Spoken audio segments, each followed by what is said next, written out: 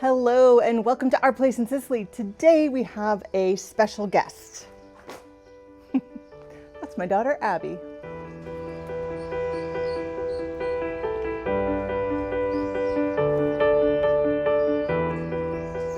All right, as promised, I have Abby here today. You're just sort of adjusting to time zone. She's off after this to Rome for an archaeological dig. But I thought this was a good time. Abby hasn't been here in a while, and you guys have asked different questions. People have stopped and asked me questions, so I'm gonna share them with Abby and let her answer them. Okay, so Abby, can you tell them when you were here last, first? Let's start with that. And the state of the house when you were here last, the casa, the Palazzo. So I was here last in June of 2024. So a year ago. Yep. So it's been basically exactly a year. And at that point, the house was very different. All of the original walls were still up.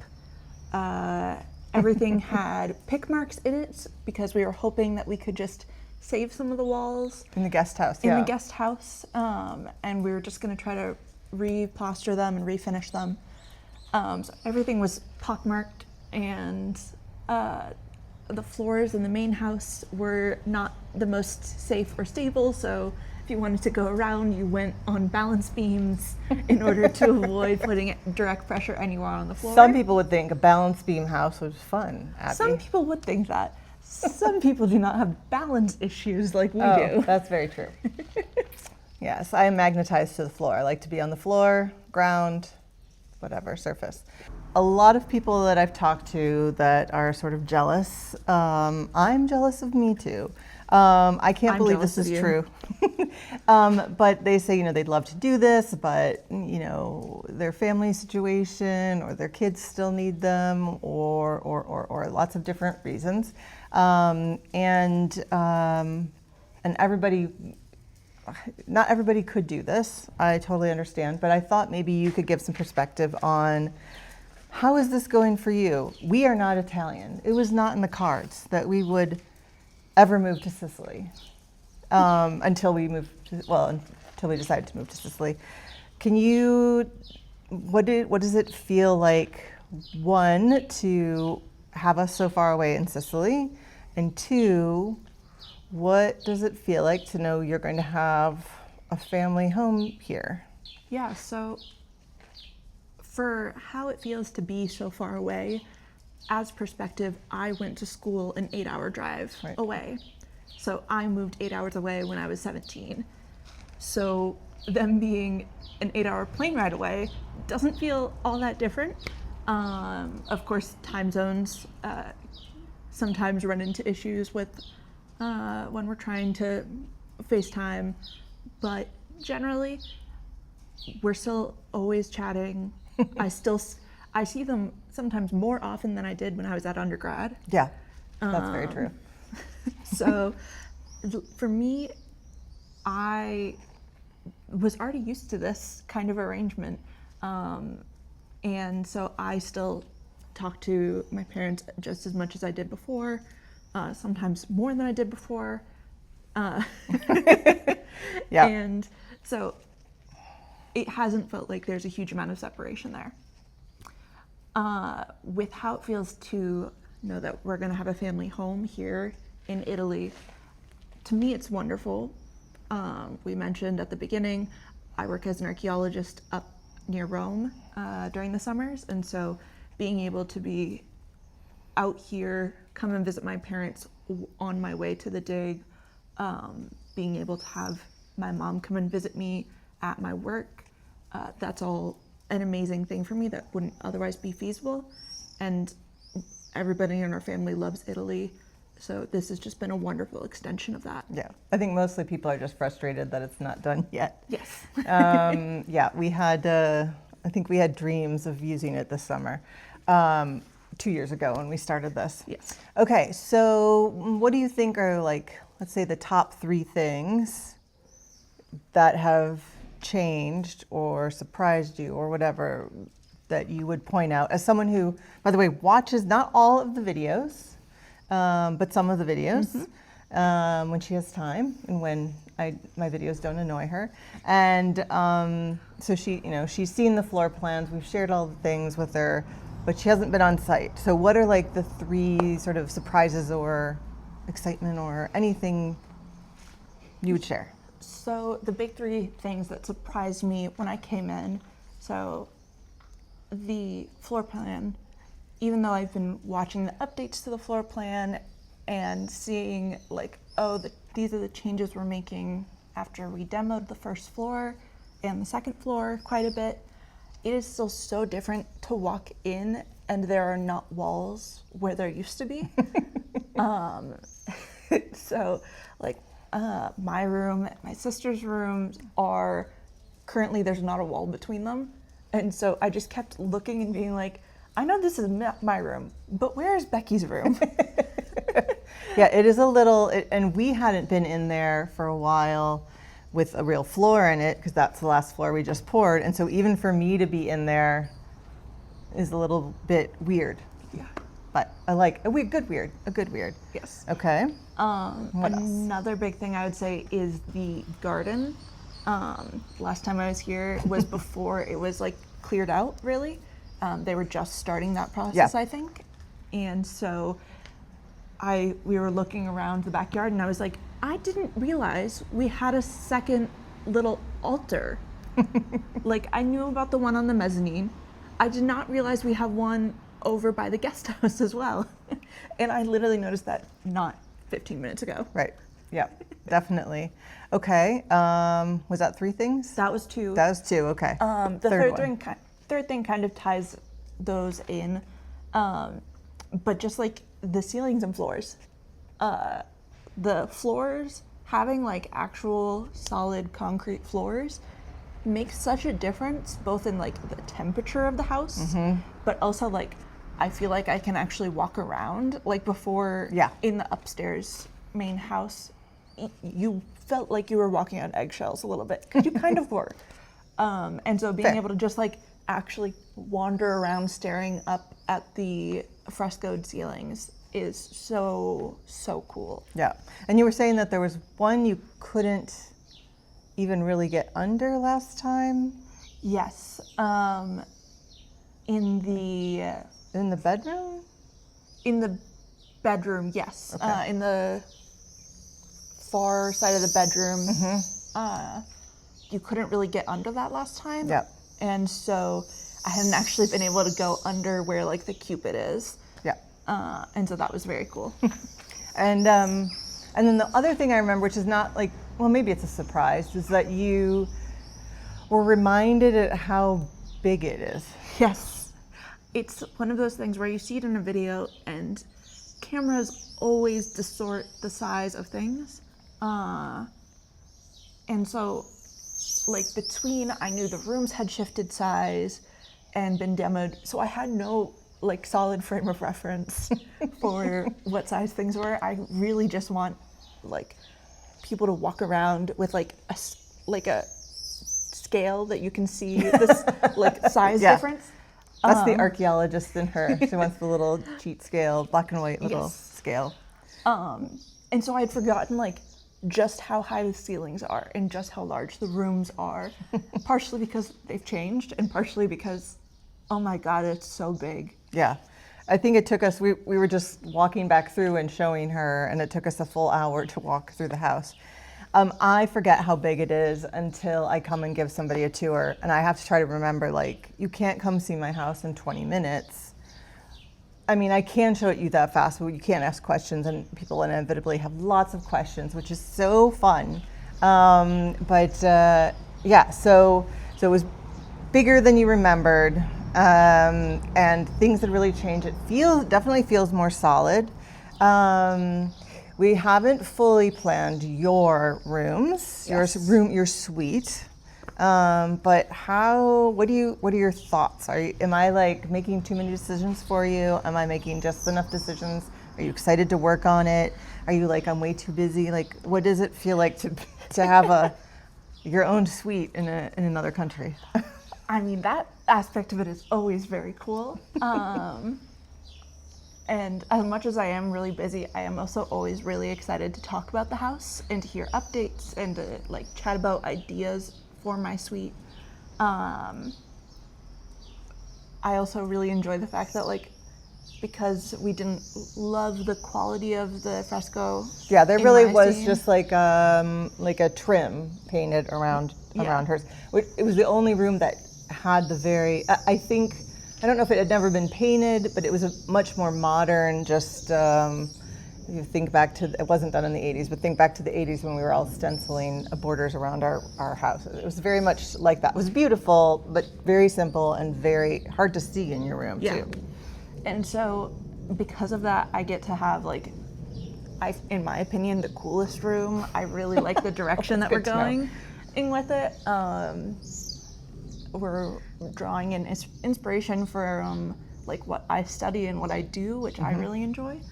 And so it's really exciting to me. Yeah, can you tell them a little bit more about, and I'll pop up some pictures while you're talking, tell them a little bit more about the blue monkeys.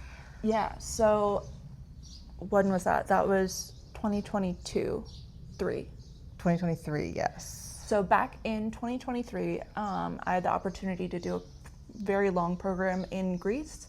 And at the end of it, as part of a graduation present, my mom and I went on a cruise around some of the Mediterranean. And so we went as one of our stops to an island called Santorini. I almost said the ancient name and then I caught myself. She nerds out a lot on us. Yeah. So we went to an island called Santorini. And of course, it's very famous for the like white stuccoed buildings and blue roofs. I didn't care about any of that. I wanted to go. There's a very famous ancient site called Akrotiri, which has gorgeous preserved frescoes from over 3,000 years ago. And this is pre-Pompeii, right? This is pre-Pompeii by quite a bit. Yeah. Pompeii is 79 AD. Yep, so pre-Pompeii, but a similar sitch. Yes, so what happened in Akrotiri is Santorini has a volcano on it, and at one point, around 3,000 years ago, 3,000, 4,000, in between there, it exploded, and while, unlike Pompeii, most of the inhabitants escaped, the area was really well preserved, just like Pompeii is. And so we get some gorgeous material cultural evidence from this site. And that includes the blue monkey frescoes. They kind of just pop up all over the site. And we know that they have some religious significance. They're shown next to goddess figures. They're shown on their own. They're shown harvesting saffron. No one's quite sure what monkey it's supposed to be, but they're gorgeous in color and the context. And so when we went to that site, I was already in love with them, but I think I caused her to fall in love with them too. I fell in love with the blue monkeys. And so we decided, since we were replacing the fresco on my ceiling, why not have some fun with it and do the blue monkeys that we both fell in love with? Yeah, so she explained it better than I could. We've shown you these pictures before, but we wanted you to see them again in the context of who they were going to and why. And it's fun to be able to actually mold a room. We really love all of our frescoes, and I'm sure in a perfect world, Abby would have loved to have just another beautiful fresco painted there by Giuseppe Sciutti. That isn't the case. So we're doing things to make her suite really special, and that's just one of the many things. She's going to get a little fireplace. The only person to get a fireplace. Abby's my cozy kid, and the more she can nest, the better. Yep. So that's fantastic for her. So I'm excited to do the monkeys too. I'm a little daunted because I'm competing with the other frescoes, but it's also nice because I'm not competing with them, I think, because I can't, and it's still totally different. We'll try to bring in some of the methods that Giuseppe Sciuti used for like borders and whatever. So it feels like it's in the same house. Let's see, what else have we done? So we just got back from a museum. Yes. So one of the reasons why it's great to come visit Mom and Dad is that this is a fantastic archaeological island place. Yes. Yeah, and we've been to a number of museums with you that have been really fun. We've been to like, I think 10 different museums up and down the island, either myself and my mom, or me and Dad, or all three of us, sometimes with friends. So it's been great. Yeah. All right. Anything else you want to say? Oh, what do you, beside your room, what are you most excited about when this is finished? What do you want to do, or what are you excited to do in it, or what's your thought? So as you wait patiently for it to get done. Semi-patiently. Piano piano. Yes.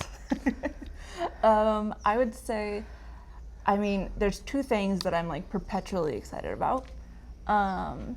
One, from before the house was even bought, I was shown the fresco of Achilles dragging Hector that is going to be in the living room. Family room, yep. So that's in the family room, and honestly, I am just going to enjoy so much. Like, we're hoping to like clean it and restore it. I love that fresco so much. She literally showed it to me while we were on that cruise. Yeah. And was like, "Oh, we haven't figured out exactly what this was. Here, take a look." Not the best iPhone photo. Right. It was just one taken during a tour. And I look at it and I'm like, I know it, and I immediately found like the painting it was based off of. I love it so much. It was fantastic. And then we went down some rabbit hole of trying to find the reference for all the rest of them. So the fresco painters, like just painters of, I don't know, we were looking at 1400s today, and she was pointing out sort of the archetype of Pietà, of Madonna and Child, and how the number of wrinkles, the number, like, all gets repeated. So we didn't have Xerox machines or copiers or reprinters, so that was done a lot. But yes, we know now that where that one came from. We know that the one in Becky's room, Abby's older sister, is actually derived from a statue in Pisa. That's the one of Galileo. And there was some sort of consortium or event that happened in Pisa. This was made. And then an artist was commissioned to take that statue and turn it into an etching, because they didn't have photos. So it's fascinating to wrap your mind around how things were passed around the world, or even in this small, what was and wasn't a country at the time. So it's been a fascinating journey. I've learned so much, which was our reason for coming here, which was to sort of stay as young as possible, but in mind at least, and that meant learning a new language. We were going to take on a project. It wasn't going to be this big, but we hope we're going to be good caretakers of this, and also we're really excited to, put together this family home that will become the girls, and the family can use it for years and years. So we're trying to put good quality stuff in it and not leave them with stuff that all decides to break once we leave planet Earth. Yeah, all right. So anything else you want to tell them they should know about us, you, the house? Anything else? Any final words? Honestly, I just can't emphasize enough how much this has been a labor of love on your part, and on definitely every call we're chatting about what's happening. We talk about it when we need to take our minds off of things. Yeah, we talk about it when you're you just send me Pinterest links of sent her a What do you think picture of a about this? monkey chandelier. I'm like, do we do a monkey chandelier in your room? we're at maybe. Yeah. It's been really fun. It's something to talk about, and even if it was a smaller house, it would be fun and something to talk about. Again, and I've said this many times, this is a giant house. It needed to be saved. It was affordable in terms of US housing prices, so we could do it. Actually, much less expensive than US housing prices. We'd never be able to afford this in the Boston area, ever. So, I just feel like we've adopted a third child, so this is your adopted sister. And I'm glad you're such a good sport about it. And Becky, we may or may not see her on video. She's not here right now, but I would say pretty much her feelings are a lot the same. I think once she knew she was going to have her own room, she was like all in to the idea. Yeah. And the only thing that keeps her from coming more is their little dog. Yes. And we're working on that too. Excellent. Well, thank you for sharing that with these people. If you have questions for Abby, let us know. She'll be checking this one and answering in the comments as well. And you want to know more about her dig? She'll tell you what she can tell you, but some of it's secret.